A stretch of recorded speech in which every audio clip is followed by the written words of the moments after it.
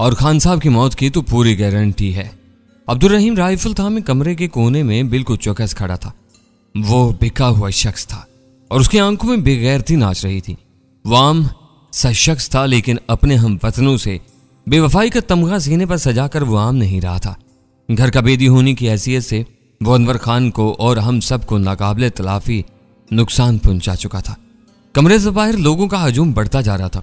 वह अंदर की सूरत-ए-हाल जानने के लिए बेकरार थे। इन्होंने जान लिया था कि कुछ देर पहले कमरे की खिड़की से अहाते में कोई मोहलक चीज फेंकी गई है, जिससे जबरदस्त ब्लास्ट हुआ है और लोगों की जानें गई हैं। हमारी सलामती के हवाले से भी बाहर के लोगों के खदशात बढ़ते जा रहे थे। हमारे और पांडे के दरमियान आसाब शिकन मुकालमा हुआ। अनवर खान के गले में आवेजा अस्टील रिंग को डीएक्टिवेट करने के लिए पांडे की बस एक ही शर्त थी, किले का दरवाजा खुलवा दिया जाए और एंडरसन के दस्तों को पुरअमन तरीके से अंदर आने की इजाजत दी जाए। ये शर्त हमारे लिए और खास तौर से अनवर खान के लिए किसी सूरत काबिल कबूल नहीं थी। वे हौसलामंद हुर्रियत पसंद था। जरगा में उसकी जद्दोजहद की दास्तानें तवील थी। वो इससे पहले भी दर्जनों बार अपनी जान हथेली पर रख चुका था। उसने आज भी जान हथेली पर रखती थी और डिजिटल मीटर तेजी से पीछे को जा रहा था। अब सिर्फ 8 मिनट का वक्त बाकी था। पांडे फुनकारा, सिर्फ 8 मिनट, इसके बाद खान साहब रुकती तो यकीनी है। फिर तुम तीनों को भी बारी बारी जाना पड़ेगा। लेकिन कुछ नहीं। पांडे ने तेजी से मेरी बात काटी। अब 7.5 मिनट है। इसके बाद बड़ी मुश्किल से दरवाजे तक पहुंच सकोगे और इसे खुलवा सकोगे। यूं ही दरवाजा खुलेगा, कोड लगाकर गिनती स्टॉप कर दूंगा। जल्दी करो, अब उठ जाओ। वो खबीस अपने मुआक्कफ से 1 मिलीमीटर पीछे हटने को तैयार नहीं था और वक्त वाकई न था। मैंने खुश होंठों पर जुबान फेरी और सवालिया नजरों से इमरान की तरफ देखा। वो भी सूरत-ए-हाल के बेपनाह दबाव को महसूस कर रहा था। अब यह बात यकीनी हो चुकी थी कि अगर हम दरवाजा नहीं खुलवाएंगे तो कम अज कम अनवर खान तो फौरी तौर पर मौत के मुंह में चला जाएगा। ठीक है, इमरान ने तवील सांस लेकर कहा। पांडे, तुम थोड़ी देर के लिए इसे स्टॉप कर दो ताकि हमें दरवाजे तक पहुंचने और इसे खुलवाने के लिए मुनासिब मौका मिल सके। यही तो प्रॉब्लम है पप्पू के यार। इस डिवाइस को बस एक ही दफा ऑन और ऑफ किया जा सकता है। अगर मैंने इसे एक बार ऑफ कर दिया तो फिर यह मेरे लिए इतना ही बेफायदा हो जाएगा जितना किसी हिजड़े के लिए मंगलसूत्र होता है। मैं फिर अब तुमसे यही कहवत हूं कि अब यहां से निकलो, वक्त ना होने के बराबर रह गया है। ओके, इमरान ने कहा। फिर मुझसे मुखातब होकर बोला, आओ। तो अभी हम उड़कर दरवाजे की तरफ बढ़े और यही वक्त था जब मेरी आंखों के सामने बिजली सी चमक गई। मेरी छठी हिस्स मुझे पहले से खबरदार कर रही थी कि इमरान कुछ करने वाला है और उसने कर दिया था। मैंने उसका वही खतरनाक रूप देखा था जो देखने वालों को मबहूत कर देता था। अब्दुल रहीम के करीब से गुजरते हुए उसने तड़प कर उसकी राइफल पर हाथ डाला। यह ऐसी बर्क रफ्तार हरकत थी जिसकी तेजी को शायद अल्फाज में बयान न किया जा सके। इमरान ने बैरल को थामा। यही वक्त था जब अब्दुल रहीम की उंगली बेसाख्ता टैगर पर दबकी। इमरान शायद जानता था कि यह होगा। उसने बैरल का रुख अपनी मर्जी के रुख पर रखने की कोशिश की थी। ये कोशिश कामयाब रही। राइफल से 6 गोलियों का ब्रस्ट चला और पांडे के लहीम शहीम साथी को चल नहीं कर गया। चंद गोलियां खिड़की के तख्तों से पार हो गई। मैं पांडे से करीब था, पूरी ताकत और तेजी से उस पर जा पड़ा। उसकी चलाई हुई गोली मेरे कंधे के ऊपर से गुजर गई। मैंने उसे दूसरी बार ट्रैगर दबाने का मौका नहीं दिया। पांडे की अपनी ही राइफल का आईनी बैरल वजनी साइलेंसर समेत उसके चेहरे पर लगा। ये इतनी भरपूर जर्ब थी कि मेरे पांडे के नाक की हड्डी टूटने की आवाज सुनी। वो पुष्ट के बल पथरीली दीवार से टकरा। मेरे घुटने की तूफानी जर्ब उसकी दोनों टांगों के दरमियान लगी। यह भी एक बेमिसाल जर्ब थी। जरगा में अनगिनत नाजायज बच्चों का मुबैना बाप घुटनों के बल गिरा, लेकिन उसने अभी तक अपनी राइफल नहीं छोड़ी थी। उसने एक बार फिर राइफल मेरी तरफ सीधी करने की कोशिश की, मगर तब तक इमरान तूफान की तरह उसके सर पर पहुंच चुका था। उसने अब्दुल रहीम से छीनी हुई राइफल का दस्ता घुमाकर पांडे की खोपड़ी पर मारा। वो चलकर अपने मुर्दा साथी के पहलू में गिरा। इस मरतबा राइफल उसके हाथ से छूट गई थी। तहम गिरते साथ ही वो यूं उठा जैसे उसके पूरे जिस्म में स्प्रिंग लगी हो। वो बिलाखेज रफ्तार से इमरान की तरफ आया। इमरान ने उस पर लाठी की तरह राइफल चलाई, मगर वो चुक कर बच गया। उसके कंधे की टक्कर इमरान के सीने पर लगी। दोनों ऊपर तले फर्श पर गिरे। चंद सेकंड के लिए इन दोनों के दरमियान जबरदस्त कशमकश नजर आई। दोनों लड़ाई बढ़ाई के फन में ताक थे, मगर फिर इमरान का दाव चल गया। वो पलटकर पांडे को अपने नीचे ले आया और यही वक्त था जब वो कुछ हुआ जिसकी तवक्का मुझे ये इमरान को नहीं थी। पांडे ने अपना हाथ लंबा किया और अपने मुर्दा साथी को होस्टर में से अचानक पिस्तौल खींच लिया। बस 1 सेकंड की बात थी। वो गोली इमरान के सर पर ठोंक सकता था। पांडे की राइफल अब मेरे हाथ में थी। मैं जान गया कि अगर 1 सेकंड के अंदर मैंने ये राइफल इस्तेमाल नहीं की और बिल्कुल दुरुस्त इस्तेमाल नहीं की तो मैं इमरान को खो दूंगा। मैंने ट्रैगर दबाया। साइलेंसर लगी राइफल से एक बार फिर ठक की हलाकत खेज आवाज बुलंद हुई। गोली खाकर पांडे का सर एक झटके से पीछे को गया। उसकी कनपट्टी में मौत का रोशन दान खुल गया था। इसका पिस्तौल वाला हाथ मुर्दा छिपकली की तरह वापस पट से फर्श पर गिरा उसकी कनपट्टी बड़ी सुराग से सुर्ख होती चली गई। सरगाह में हमारा खतरनाक और मक्कार तरीन दुश्मन मौत के घाट उतर चुका था और यह सब कुछ हैरान कुन सुराग से हुआ था। और यही वक्त था जब मुझे और इमरान को एक साथ सूरत हाल की बदतरीन संगीनी का एहसास हुआ। अनवर खान की जिंदगी खतरे में थी। अनवर खान के गले में मुकफ्फिल हो जाने वाले स्टील रिंग का मीटर चल रहा था और सुर्ख बल्ब रोशन था। अब सिर्फ 6 मिनट बाकी थे। पांडे ने कहा था कि इस मीटर की उल्टी गिनती को रोकने का कोड सिर्फ वो जानता है और अगर इस स्टील रिंग को किसी भी तरह अनवर खान की गर्दन से निकालने की कोशिश की गई तो यह ब्लास्ट हो जाएगा। और कराइन से यही लगता था कि पांडे की दोनों बातें दुरुस्त थीं। इमरान ने कमरे का दरवाजा खोल दिया था। हसनात और मुबारक अली समेत कई अफराद अंदर आ गए। अंदर पड़ी हुई कुछ लाशों ने इन सबको शिश्तर कर दिया था। इनमें सिर्फ अब्दुल रहीम के जिस्म में जिंदगी की कुछ रमक बाकी थी। बाकी पांडे समेत दाए अचल को लब्बैक कह चुके थे। अब्दुल रहीम का सर भी इमरान की एक सख्त जर्ब की वजह से फट चुका था। इमरान ने तेजी से पांडे के लिबास की तलाशी ली। शायद उसका ख्याल था कि पांडे ने 12 हिंसों वाले जिस कोड की बात की थी वो किसी कागज पर लिखा हुआ हो और पांडे की जेबों में मौजूद हो, लेकिन ये तवक्का पूरी नहीं हुई। हम कोई ऐसा नंबर नहीं ढूंढ सके थे। इसी दौरान में हसनात और मुबारक वगैरह भी सारी सूरत हाल से आगाह हो चुके थे। मैंने हसनात को तेजी से बाहर निकलते और एक जानिब ओझल होते देखा। शायद उसके जहन में कोई खास बात आई थी। हसनात जिस तेजी से गया था उसी तेजी से वापस आ गया। वो किसी करीबी कमरे से चंद अंग्रेज कैदियों को हाँक कर लाया था। इनमें 2 लड़कियां और 3 मर्द थे। उनके चेहरों पर चोटों के निशान थे। हसनात ने मुझसे मुखातिब होते हुए कहा, ये सर्जन स्टील के साथी हैं जी, इसके साथ लेबॉर्ट्री में काम करते रहे। मुझे यकीन है इनमें से कोई ना कोई इस रिंग के कोड के बारे में जानता होगा। मैंने बगौर उन 5 अफराद को देखा। उनमें से 2 नौजवान थे, बाकी अधेड़ उम्र थे। एक भूरी दाढ़ी वाले की उम्र 35 के लगभग रही होगी। ये गिरफ्तार शुदगान थे। अब भी इनकी तरफ 3 राइफलें उठी हुई थी। बज़ाहिर उनकी तनफन खत्म हो चुकी थी, मगर अंदरूनी अकड़ बाकी थी। शायद ये अकड़ मगरबी ममालिक के बाशिंदों का खासा होती है। वो नफ्सियाती तौर पर खुद को दूसरे लोगों से बरतर समझते हैं। हसीमत उठाकर भी वो अपनी गर्दन का तनाव बरकरार रखते हैं और समझते हैं कि जल्द ही उनकी शिकस्त जीत में बदल जाएगी। इस कमरे में दाखिल होने के चंद सेकंड बाद ही ये 5 अफराद यहाँ की संगीन तरीन सूरत हाल को भांप चुके थे।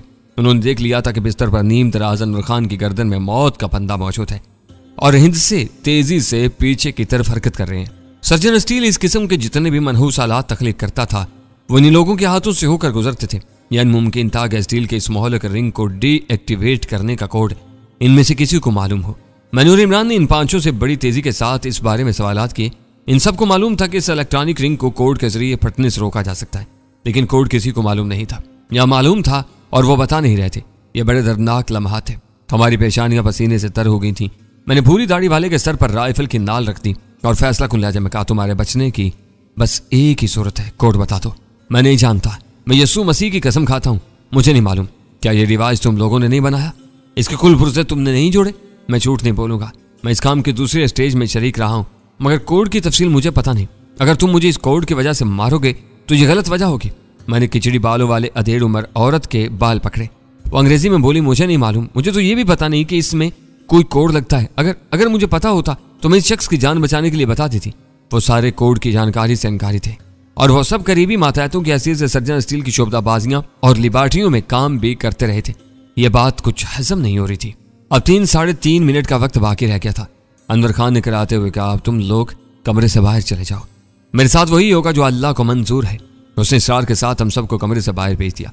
वो कयामत की साहतें थी, वो बेबसी का अरूज था। जरगां का हर दिल अजीज हुर्रियत पसंद जबर की आंखों में हर पल आंखें डालकर रखने वाला अनवर खान मौत के मुंह में था और हम उसके लिए कुछ कर नहीं सकते थे। अचानक करिश्मा साज इमरान के ज़हन में एक अनोखा ख्याल आया।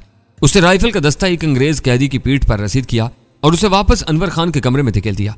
उस हट्टे कट्टे शख्स को पांडे की लाश से ठोकर लगी और वो अनवर खान के बिस्तर के करीब गिरा। फिर इमरान ने एक दूसरे कैदी की पीठ पर लात रसीद की और उससे भी कमरे में फेंक दिया। वो घर जा इन सारे हरामजादों को कमरे में फेंको। अगर अनवर खान जाएगा तो फिर भी ये इसके साथ जाएंगे। एक अच्छी पेशरफ्त थी। डिजिटल मीटर की उल्टी गिनती अब 2 मिनट तक पहुंच चुकी थी। उसने 5 इंग्लिश टेक्नीशियंस को धकेल कर अनवर खान वाले कमरे में पहुंचा दिया और दरवाजा बाहर से बंद कर दिया। कैदी टेक्नीशियंस के रंग बर्फ की तरह सफेद हो गए। वो जानते थे कि उनके साथ क्या होने वाला है। अनवर खान के साथ ही वो भी उड़ने वाले थे। मौत को आईन सामने देखकर उनका सब्र, तहम्मुल और ठहराव जवाब थे क्या। वो दुहाई देने लगे। अंदर से दरवाजा पीटने के साथ शॉर्ट स्कर्ट वाली नौजवान अंग्रेज लड़की घुटनों के बल बैठ गई और जिंदगी की भीख मांगने लगी। ये सारे मनाजर हम कमरे की सलाखदार खिड़की में से देख रहे थे। स्टील रिंग का मीटर पीछे की तरफ भाग रहा था। 1 minute 30 second, minute 25 second, 1 minute 20। मौत आती हुई नजर नहीं आती। लेकिन यहाँ इस कमरे में वो नजर आ रही थी। अंग्रेज कैदियों के चेहरों पर उनकी आंखों में अनवर खान ने अपनी आंखें बंद कर ली थी। और ये वो वक्त था जब खिचड़ी बालों वाली अधेड़ उम्र औरत तेजी से मुड़ी और लड़खड़ाती हुई अनवर खान के पास पहुंच गई। उसका पूरा जिस्म कांप रहा था। उसने स्टील के रिंग का एक खटका खोला। नीचे स्याह रंग का छोटा सा कीपैड था। उसने जल्दी जल्दी अपनी कांपती उंगलियां चलाई। कोड प्रेस कर रही थी और वो जिंदगी का कोड था 12 हिंसों का कोड, जो मौत का मैसेज डिलीट करके जिंदगी को जारी रखने की इंस्ट्रक्शंस दे सकता था। और फिर उल्टी गिनती रुक गई। आखिरी रीडिंग 20 सेकंड थी। 20 सेकंड के फर्क से मौत का फरिश्ता रास्ता बदल गया था। इमरान की आंखों में वही मुस्कुराहट थी जो उसके अंदर के इत्मीनान को जाहिर किया करती थी। हम सब अंदर दाखिल हुए। खिचड़ी बालों वाली औरत कांपते हुए हाथों से अनवर खान की गर्दन से मोहलक डिवाइस उतार रही थी। बेशतर कैदी सर थामे बैठे थे। नौजवान लड़की ज़ारो कतार रो रही थी। यकीनन उसके रोने की वजह फौरी मौत से बचाने का एहसास था और वो खुश थी जो किसी रैले की तरह उस पर हमला आवर हो रही थी। अनवर खान से बगलगीर होने के बाद मैं और इमरान जेरी मंजिल की तरफ लपके। हम 1% उम्मीद भी नहीं थी कि डॉक्टर चौहान जिंदा होगा, लेकिन उस आस उम्मीद का क्या किया जाए। यह आखिर तक इंसान का दामन नहीं छोड़ती।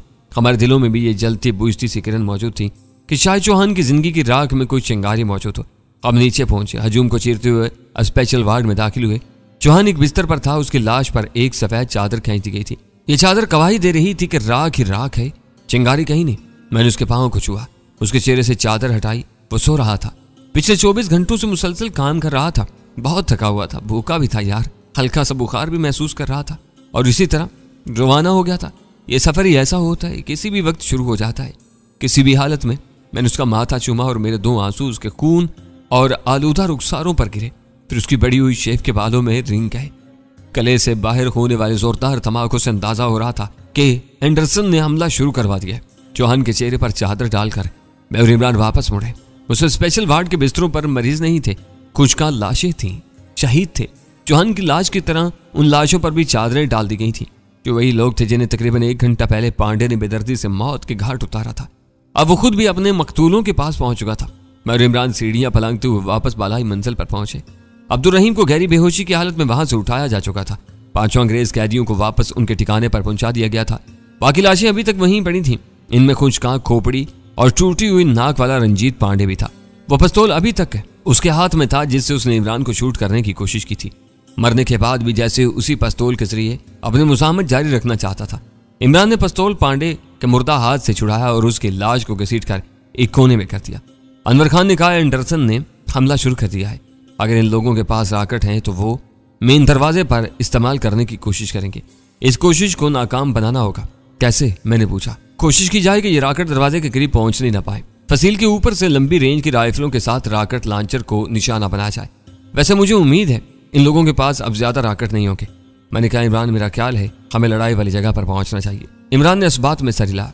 मैंने मुबारक और भरत को हदायत की कि अनवर खान के करीब रहें और इसकी सिक्योरिटी की जिम्मेदारी उठाएं। इसके अलावा अनवर खान के पैगामात को कमानदारों तक पहुंचाने का इंतजाम भी करें। मैं, इमरान और हसनात अहमद उस हिस्से की तरफ रवाना हुए जहां जोरदार लड़ाई होने लगी थी। रात की स्याही में हर तरफ धमाके हो रहे थे और पिघला हुआ सीसा अच्छी बारिश की तरह उबल रहा था। ऐसी लड़ाइयों के बारे में पढ़ा और सुना था, लेकिन आज हम खुद इस कदीम तर्ज की लड़ाई का हिस्सा थे। और तब मुझे ये एहसास हुआ कि ऐसी लड़ाइयों का तनाव और खौफ लड़ाई से कबल ज्यादा होता है। जब लड़ाई शुरू हो जाती है, जब नारे बुलंद होते हैं और खून उछलता है, तो सूरत हाल का डर बतदरीज दिल से निकलता जाता है। हमारे दिलों से डर यूं भी बहुत दूर था कि इसकी जगह एक भड़कते हुए तैश ने ले ली थी। हमने थोड़ी ही देर पहले डॉक्टर चौहान और गीता की लाशें उठाई थी, और इससे भी बहुत बड़ी बात यह थी कि हमने मासूम भालू की मां की लाश उठाई थी। सुल्ताना की लाश उठाई थी, वो लाश जैसे अभी मेरे हाथों पर धरी थी। इतने दिन गुजरने के बावजूद मेरे बाजुओं पर ना उसकी गर्मी कम हुई थी, ना उसका लम्स मत्तम पड़ा था। वो मुझे देख रही थी, मुझे भूलना नहीं। मैं चांद रातों की ठंडक में आपसे मिलूंगी और सुबह दम चलने वाली हवाओं में। और मेरी आंखें जलने लगी। असाब तन गए जिसमें पाँव के नाखूनों से लेकर सर के बालों तक एक आग से फैल गई। जल्दी हम मौका पर पहुंच गए। यह किले की फसील का वो हिस्सा था जो मेन दरवाजे के एन ऊपर था। करीबन 12 फुट चौड़ी इस फसील पर हसनात और उसके करीबी साथियों ने जबरदस्त मोर्चाबंदी कर रखी थी। वो फसील के रखनों में से नीचे एंडरसन के गोरे और मकामी फौजियों पर जबरदस्त फायरिंग कर रहे थे। गाये बगाए दस्ती बम भी नीचे फेंके जा रहे थे। इसके अलावा पेट्रोल और डीजल बम थे। मिट्टी के हंडोलों और शीशे की बोतलों में तेल भरकर और इनमें आग की बत्ती रखकर नीचे फेंका जाता था और आग भड़क उठती थी। कुछ बड़े साइज की 3G टॉप गन्स भी यहाँ मौजूद थीं।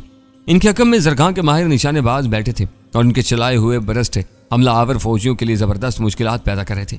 मैंने यहाँ औरतों और 9 उम्र लड़कों को भी देखा। वो लड़ने वाले सिपाहियों की आनत कर रहे थे, एमुनिशन की नकलो हरकत में मसरूफ थे, राइफलों और मैगजीन्स में गोलियां भी भर रहे थे, जख्मियों की देखभाल कर रहे थे। हसनात के मशवरे से इमरान और मैंने भी एक जगह पोजीशन संभाली। हमलावरों का इज्तिमा बहुत बड़ा था। वो किले के चारों तरफ चींटियों की तरह मौजूद थे। वो अपने रॉकेट लॉन्चर्स को बार बार किले के दरवाजे के सामने लाने की कोशिश कर रहे थे और फसील पर से होने वाली जोरदार फायरिंग इन्हें इस अमल से रोक रही थी। इस लड़ाई में जानी नुकसान भी हो रहा था और ज्यादा नुकसान हमलावरों का ही था। किले के दरवाजे से करीबन 100 फुट के फासले पर मुझे कई लाशें नजर आई। शोलों की सुर्ख रोशनी में ये खून आलूद लाशें सनसनीखेज मंजर पेश कर रही थी। बारूद का जहरीला धुआं, शोले, धमाके और ललकारे, एक दास्तानी सा मंजर था। दरवाजे के ऐन सामने से करीबन 100-150 फुट की दूरी पर एक गाड़ी नमूदार हुई। यह बख्तरबंद टाइप गाड़ी थी। अंदाजा हुआ कि इस गाड़ी के पीछे एक ट्रैक्टर ट्राली बांधी गई है और इस ट्राली पर 2-3 रॉकेट लॉन्चर्स रखकर दरवाजे की तरफ लाए जा रहे हैं ताकि मुनासिब फासले और जाविये से दरवाजे को निशाना बनाया जा सके। एक बार फिर फसील पर मौजूद निशानेबाजों ने जबरदस्त निशाने लगाए और गाड़ी के टायर ब्रस्ट कर दिए। तब यकायक गाड़ी में आग भड़क उठी। ट्राली और रॉकेट्स को बचाने के लिए गोरे सिपाहियों ने ट्राली को फुर्ती से जलती हुई गाड़ी से अलहदा किया और पीछे ले गए। इस कोशिश में कई अफराद को गोलियां लगीं और इनमें से 3-4 मैदान ही में खेत रहे। मगर इस नाकाम कोशिश के फौरन बाद एक और गाड़ी हरकत करती नजर आने लगी। इमरान ने कहा, ये लोग हौसले में तो कम हो सकते हैं लेकिन तादाद में बहुत ज्यादा हैं, बाकायदा तरबियत याफ्ता भी हैं। मुझे लगता है कि हम ज्यादा देर इस दरवाजे को बचा नहीं सकेंगे। इमरान का फिक्रा खत्म हुआ ही था कि राइफल का एक ब्रस्ट हमारे बिल्कुल करीब फसील के पत्थरों से टकराया। बहुत सी धूल और संगरेजे हमारे इर्द गिर्द बिखर गए। हमला आवरों की तरफ से फायरिंग की शिद्दत बतरीज बढ़ती जा रही थी। वो हर तरह के छोटे बड़े हथियारों से फायर कर रहे थे। हसनात अहमद हमसे कुछ फासले पर सिपाहियों को जरूरी हदायत दे रहा था। थोड़ी देर में मैंने देखा कि वो दौड़ता हुआ हमारी तरफ आ रहा है। उसके हाथ में राइफल थी। वो झुक कर दौड़ रहा था। मुबादा कोई गोली उसका मिजाज ना पूछ जाए। उसके हकम में एक और सिपाही भी था। वो वर्दी में था। ये वो मुसलमान सिपाही थे जो हुक्म की फौज में शामिल थे। बगावत होने के बाद मुजाहमतकारों के साथ मिल गए थे। ऐसे कमोबेश 500 इस वक्त किले के अंदर मौजूद थे और हुक्म के खिलाफ लड़ाई में हिस्सा ले रहे थे। हसनात ने आकर मुझे बताया, जनाब अंग्रेजों की तरफ से एक एलची आया है, हमसे बात करना चाहता है, अगर इजाजत हो तो चलाया जाए। मैंने इमरान की तरफ देखकर उसके तासरात से उसका इंदिया लिया और हसनात से कहा कि उसे लाया जाए। 2 मिनट बाद एक अंग्रेज की सूरत नजर आई। वो लड़ाई के लिबास में था लेकिन फिल वक्त गैर मुसल्ला नजर आ रहा था। इस लंबे तिरंगे अंग्रेज के साथ एक दरमियाने कद का इंडियन भी था फौजी लिबास में। हसनात अहमद और उसके 2 साथी भी हमरा थे। ये सब अफराद गोलियों की जद से बचने के लिए झुक कर चल रहे थे। हम दोनों एलचियों समेत एक महफूज जगह पर खड़े हो गए। अंग्रेज और इंडियन फौजी ने मुझे बाकायदा सल्यूट किया। अंग्रेज फौजी का ओहदा कैप्टन का था, इंडियन का सेकंड लेफ्टिनेंट का था। अंग्रेज कैप्टन ने इंग्लिश में कहा, मेरा ख्याल है जनाब कि इस वक्त किले के कमांडर से बात करने का शर्फ हासिल कर रहा हूँ। कमांडर अनवर खान है, मैं इसकी जगह ड्यूटी देने की कोशिश कर रहा हूँ।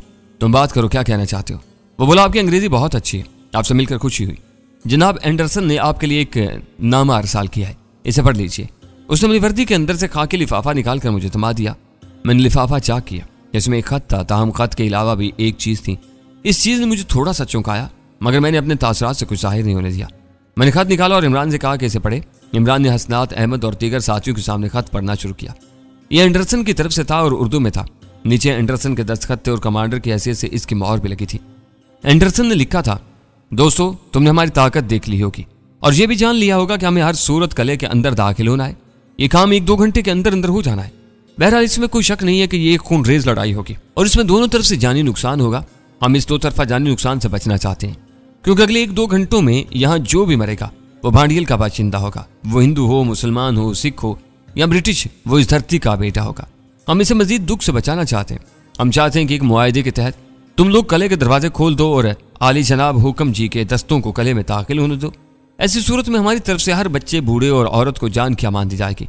लड़ने वाले लोगों में से भी जिन्होंने कोई जंगी जुर्म नहीं किया, इनके लिए आम मुआफी का ऐलान होगा। किसी भी मुजरिम के खिलाफ फौजी अदालत में मुकदमा नहीं चलाया जाएगा और उसे आम अदालत में सफाई का पूरा मौका दिया जाएगा। इस मुआहदे की दीगर शराइत हम अभी मिल बैठ कर तय कर सकते हैं। अगर आप हमारे इस खत का जवाब हमारे ही एलची के जरिए देना चाहते हैं तो हमारा एलची इंतजार कर लेता है। इमरान ने खत खत्म किया तो हम सब खामोश थे। मैं इमरान को लेकर सीढ़ियां उतरा और नीचे एक खाली कमरे में आ गया। ये जगह जख्मियों की आमद के पेश नजर खाली कराई गई थी। क्या बात है? इमरान ने पूछा। मैंने उसे वो खाकी लिफाफा दिखाया जिसमें से खत बरामद हुआ था। लिफाफे के कागज पर अंदर की तरफ भी बारीक कलम से कुछ लिखा हुआ था। एक मोटे सुर्ख मार्कर से लिखा गया, यह फिक्रा फौरन पढ़ा जा सकता था। यह सिर्फ ताबिश और इमरान साहब के लिए। ये क्या है भाई? इमरान ने हैरान होकर पूछा। यह खत के अंदर खत है जो लिफाफे के अंदरूनी हिस्से पर लिखा गया है। हमने लिफाफे को एहतियात से चाक किया। लिफाफे ने खत की शक्ल इख्तियार कर ली। इस अंदरूनी खत को लिखने वाला भी अंग्रेज कमांडर मिस्टर एंडरसन ही था। इस खत की अंग्रेजी तहरीर कुछ यूं थी। हो सकता है कि तुम दोनों के इर्द गिर्द कुछ ऐसे लोग मौजूद हों जिनके सामने मुझे पूरी बात नहीं लिखनी चाहिए, इसलिए इस दूसरे खत का सहारा ले रहा हूं। हमारे दरमियान पहले भी दोस्ती का रिश्ता रहा है। ये दोस्ती यकीनन हम सब के लिए फायदेमंद साबित होती, मगर एक अचानक हादसे की वजह से ये सिलसिला आगे न बढ़ सका। हमें मोहतरमा मारिया से और तुम्हें सुल्ताना बीबी से हाथ धोना पड़े। बहरहाल अब हमें माजी को भूल कर आगे देखना चाहिए। मैं समझता हूँ कि तुम दोनों कासमिया के अहम कमांडारों को अपना हम ख्याल बनाने और किले के दरवाजे खोलकर खून खराबे को रोकने में अहम किरदार अदा कर सकते हो, और तुम दोनों को यह किरदार अदा करना भी चाहिए। मैं कर्नल एंडरसन आली जनाब मोहतरम विश्वनाथ हुक्म जी की तरफ से तुम दोनों को तहफ्फुज की जमानत देता हूँ और ये वादा करता हूँ कि अगर तुम अपना किरदार अदा करो तो तुम्हारी इस अमल की कदर तुम्हारी तवक्का से बढ़कर की जाएगी। तुम भांडियल स्टेट में रहना चाहो तो भांडियल स्टेट से जाना चाहो, दोनों सूरतों में तुम्हें सहूलत दी जाएगी। हमारी कोशिश होगी कि हमारे दोस्त हयात हमारी दोस्ती पर नाज कर सके। जवाब का मुंतजिर खैरंदेश एंडरसन। खत पढ़ने के बाद इमरान ने दांत पीसे सन्नाफे बिछ। मैंने गहरी सांस लेकर लिफाफा तय किया और अंदरूनी जेब में रख लिया। इमरान का चेहरा सुर्ख हो गया था। मैं इसके अंदरूनी कैफियत समझ रहा था। खुद मेरे अंदर भी नफरत की नई लहर उभर आई थी। इमरान फुनकारा, ये सफेद कुत्ता हमें बिकाऊ माल समझता है। टके छुपे लफ्जों में इसने हमें बेगैरती के बाजार में हवस के सिक्कों के एवज बिकने की पेशकश की है, और मेरा ख्याल है कि यह आज की बात नहीं, हमेशा से ऐसा होता है। इन सफेद बंदरों ने हमारे खित्ते में 200 साल हुकूमत की है तो इसी मकारी के जोर पर की है। इन्होंने हमें तकसीम किया है, हमारे अंदर से गद्दार ढूंढे हैं और फिर हमारे सीने पर चढ़कर बैठ गए हैं। मैंने कहा, सच कहते हैं तारीख अपने आप को दोहराती है। आज इसके जरिए तारीख ने अपने आप को दोहराया है। मेरे ख्याल में तो यह खत म्यूजियम में रख के जाने के काबिल है।